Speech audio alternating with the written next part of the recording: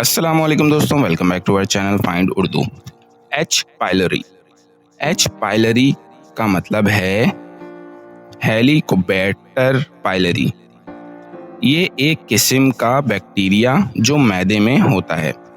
H pylori एक bacteria होता है जो इंसानी मैदे यानी स्टमक में रहता है और ये अक्सर अल्सर, इंडाइजेशन और इन्फेक्शन का सबब बनता है। ये कंटेमिनेटेड पानी या खाने से फैलता है। इसका इलाज एंटीबायोटिक्स और प्रॉपर डाइट से होता है। डॉक्टर अक्सर टेस्ट और मेडिकेशंस के जरिए इसे कंट्रोल करते हैं।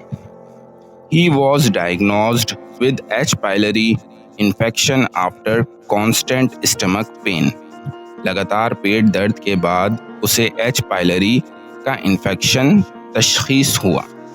तो दोस्तों, एच पाइलरी एक बैक्टीरिया है जो मैदे में इन्फेक्शन और अल्सर का सबब बनता है और इसका इलाज एंटीबायोटिक्स से होता है। उम्मीद है अब आपको एच पाइलरी का मतलब समझ में आ गया होगा। मिलते हैं नेक्स्ट वीडियो में। शुक्रिया।